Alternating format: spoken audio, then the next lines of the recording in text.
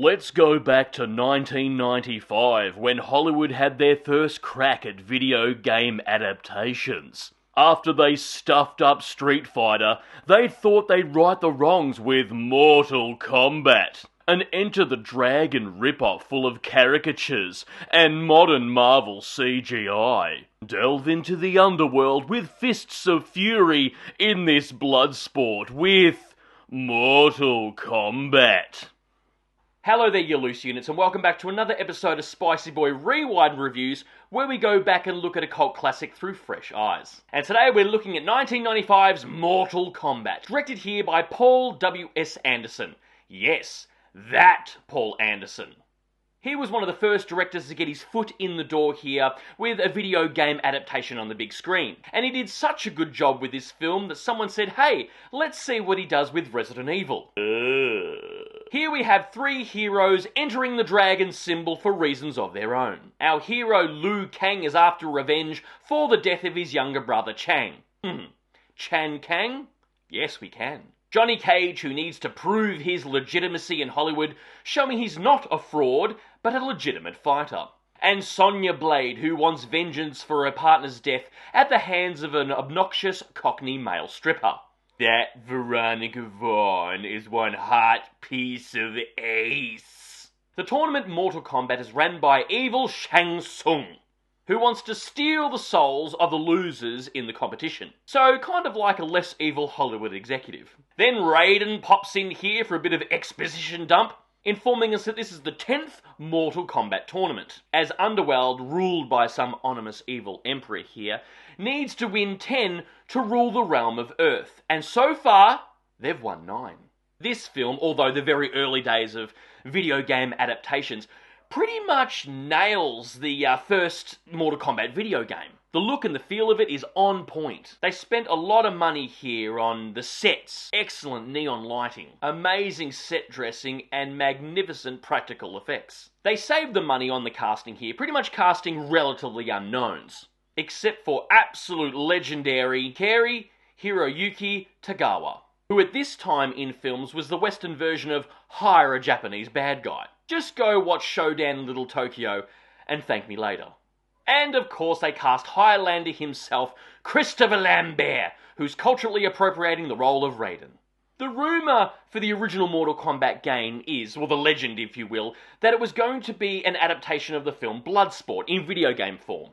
And of course, obviously the Johnny Cage character was going to be Frank Dukes. But for whatever reason, depending who you speak to with the legend, they couldn't obtain the rights, the people who made the video games, or the people who held the rights pulled out last minute. Then the game engineers had to come up with a new original idea last minute. And I use the term original very lightly here. It's no secret that this video game pays homage to pre-existing things. The setup and the storyline for the whole thing is obviously Enter the Dragon. Johnny Cage is obviously based on Jean-Claude Van Damme. Raiden looks suspiciously a lot like the lightning dude from Big Trouble in Little China. Liu Kang is based on Bruce Lee, well, with his mannerisms at least, because his look is actually closer to Bolo Yeung from Bloodsport. Kano is a variation on the look of the Terminator. Shang Tsung was Fu Manchu, and Goro was based on your mum. Fair to say that the original video game of Mortal Kombat exploded on the scene. I remember seeing Mortal Kombat 2 in the arcade at the bowling alley, and it blowing my mind. Because I'd never seen blood and gore in a video game before up to that point. I was just used to Sonic the Hedgehog, Mario Brothers, and Ninja Turtles. And the big video game at the time, Street Fighter, was not even this brutal. But, like I said before, this film adaptation of the video game pretty much hits the nail right on the head with look and feel. It's full 90s cheese, terrible, predictable dialogue, and everyone is telegraphing their punches and kicks. And you get that mid-90s glossy CGI feel that looks like it's straight out of the Lawnmower Man. But this was made in the mid-90s, so CGI wasn't perfected yet. What's your excuse, modern Marvel? And although very jerky and rubbery, the puppetry here on Goro is absolutely superb. It's tangible and real, in shot, in the scene, and it's clear there's a bunch of guys puppeting the whole thing, trying to make it work. It's an excellent choice, and avoiding using CGI for this character. Modern remake, I'm looking at you. And on that note, the latest Mortal Kombat installment, or reboot if you will, which I have also done a cheeky review of way back when, uses the expanded lore in the later video games, mashes them together to make this big, epic saga of future films. But honestly, when I watched that film, I just didn't care. I didn't even really care about the characters.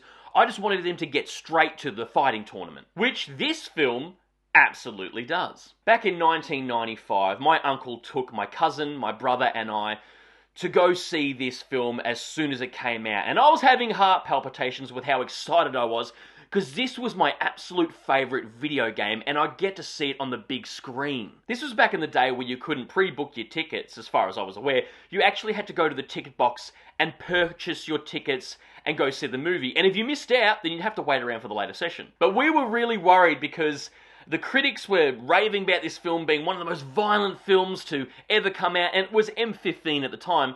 So my cousin, my brother, and I were really worried about not being able to get in. But we got in, we saw it, and had a bloody good time in the cinema. And looking back on it in hindsight, you could easily show this film to your kids now. It's absolutely fine. It's way less gory than the remake that came out a few years back. This film has one of the best original theme songs of all time. If you haven't heard it, do yourself a favour, look it up right now. Techno Syndrome by the Immortals. As soon as that song comes on, you want to chuck on your baggiest pants, sticky tape your nipples down, shelve some MDMA, and go to the nearest rave. This is glorious 90s cheesy fun. The acting was terrible, the story was thin at best, and no one gave a shit at this time about inserting third-wave feminism propaganda and banging on about representation. Even though this film was made in 1995, there are so many different races in this film. I mean, look at our team of heroes here. We have an Asian actor as our pseudo lead, a strong kick-ass female on a quest for revenge, and a handsome white guy as the comic relief. But no,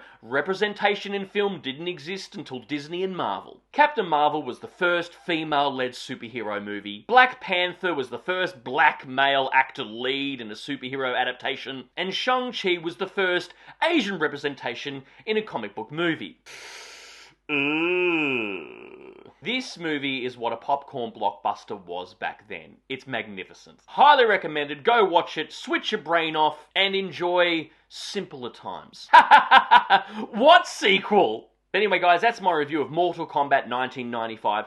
Write down you've seen it, what's your thoughts on it, and what's your favourite video game adaptation. And of course, if you've made it this far into the episode, please give me a thumbs up because your love and support keeps me going, because I just love movies, and I assume you do as well. And of course, don't forget to hit that subscribe icon because I give it episodes weekly, and I'll see you back here next week for the next review, and until then, stay spooky, kids.